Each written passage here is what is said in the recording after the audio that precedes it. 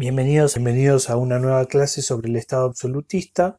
Hoy nos toca hablar de la Revolución Gloriosa en Inglaterra. Anteriormente habíamos visto el éxito de Luis XIV como rey absolutista. En el caso inglés, los intentos de instaurar un Estado absolutista van a fracasar. Respecto a los antecedentes, lo que hay que decir es que durante la Edad Media, hubo reyes en Inglaterra a partir del 1066, que es la invasión normanda, por así decirlo, y lo que tenemos igualmente son grandes consejos que van a justamente aconsejar al rey, entonces no un poder absoluto.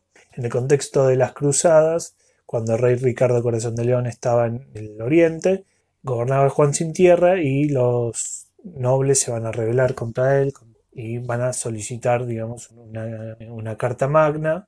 Hay una escena de él, una de las últimas películas de Robin Hood, que muestra esto, que se las dejo en la descripción. Va a haber un parlamento, dos cámaras de un parlamento desde 1341, con una cámara de los lores, ocupada por la nobleza y el clero, y una cámara de los comunes, en la que participa la burguesía y la gentry, que serían los terratenientes no nobles.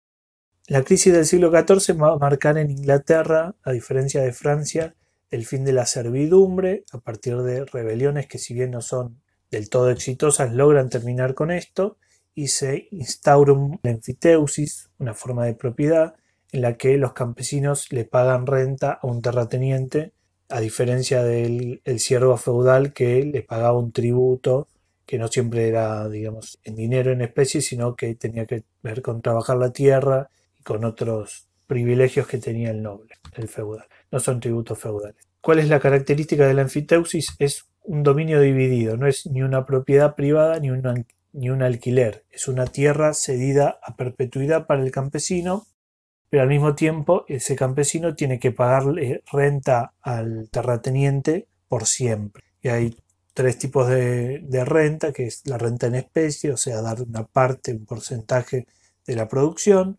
una renta en moneda, que es fija, que entonces económicamente no es importante porque se la come la inflación; y la tasa de mutación, que es cuando el campesino le hereda a su hijo o vende la tierra, tiene que pagar una parte al terrateniente.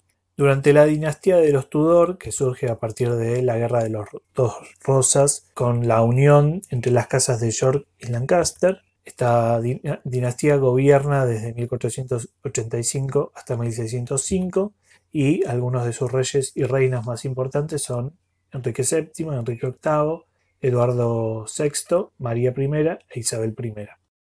Después de la dinastía de los Tudor tenemos la dinastía de los Estuardo, más importante para nuestro tema, si bien ya durante los Tudor había habido algunos intentos absolutistas.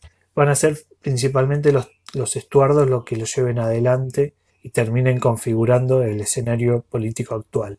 Ellos eran reyes de Escocia, que van a heredar, el reinado de Inglaterra a partir de que no hay herederos, o los Estuardos son los herederos más cercanos que quedan. Desde 1603 hasta 1714 van a ser reyes de Inglaterra. Y llevan adelante un proyecto absolutista como lo había hecho Isabel I o la reina Elizabeth. De estos reyes hay que hablar de Jacobo I. Lleva adelante un absolutismo en lo político y en lo religioso. La autoridad del anglicanismo era el rey, y va a ser bastante intolerante con los que no son anglicanos. Va a haber un conflicto con el Parlamento entre no convocar al Parlamento y disolverlo. Carlos I va a ser su sucesor. En el 28 el Parlamento exige una petición de derechos que se acepta, pero en el año siguiente Carlos I deja de convocar al Parlamento hasta 1640, que va a haber dos parlamentos. Uno es el Parlamento corto porque rápidamente disuelve, y el largo, que se impone. Se establece una ley que el Parlamento solo puede ser disuelto por el propio Parlamento. Eso va a implicar el inicio de guerras civiles desde 1642 entre el rey y el Parlamento. A partir del 48 hay un momento de república. La principal figura va a ser un parlamentario que es Oliver Cromwell, que va a ser el líder de uno de los ejércitos parlamentarios.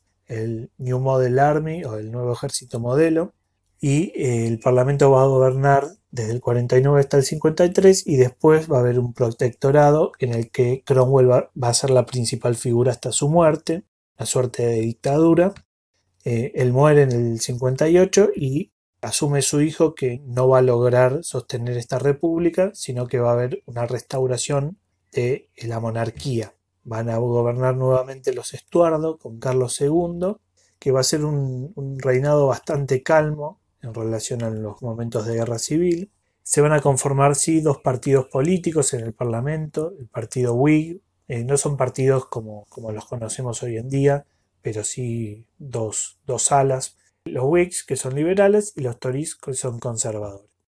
Y Jacobo, su hermano y sucesor heredero del trono, se convierte al catolicismo, y eso sí va a ser un conflicto, sobre todo para los Whigs, que se van a oponer.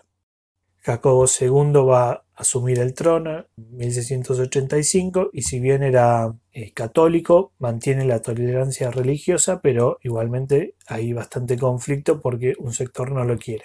Él tiene el apoyo de los Tories, pero la oposición de los Whigs, y el problema fundamental es cuando Jacobo II logra tener un hijo, el momento en el cual los Whigs ven como una suerte de peligro de que él herede el trono a su hijo católico y se instaure una suerte de dinastía católica. A partir de este peligro que para los Whigs se organiza una revolución, la revolución gloriosa llamada desde el sector Whig, que va a ser la unión de estos parlamentarios con el Statuder, una suerte de presidente, por así decirlo, de lo que serían las Provincias Unidas de Holanda, Países Bajos, con Guillermo de Orange, que estaba casado con María, hija de Jacobo II.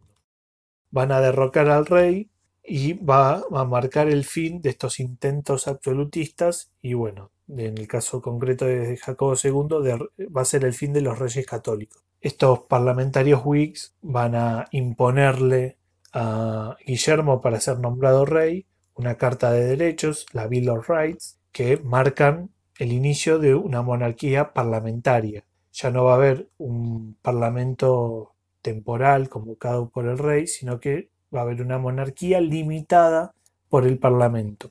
El Parlamento va a ser una institución permanente.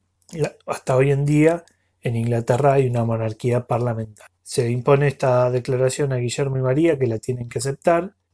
Tienen que aceptar esos límites al poder del rey y, como les dije, hasta hoy en día sigue habiendo. Veamos algunos puntos de la Carta de Derechos. El rey no puede crear o eliminar leyes o impuestos sin la aprobación del Parlamento, no puede cobrar dinero para su uso personal sin la aprobación del Parlamento, es ilegal reclutar y mantener un ejército en tiempos de paz sin aprobación del Parlamento, las elecciones de los miembros del Parlamento deben ser libres, las palabras del Parlamento no pueden obstaculizarse o negarse en ningún lugar y debe reunirse con frecuencia. Entonces tenemos una serie de límites que a partir de la Revolución Gloriosa hacen que el proyecto absolutista en Inglaterra fracase, a diferencia de Francia, en donde es exitoso, y en Inglaterra se instaura una monarquía de tipo parlamentaria, no un estado absolutista, sino una monarquía limitada. Nos encontraremos en la clase siguiente, espero que les haya servido. Hasta luego.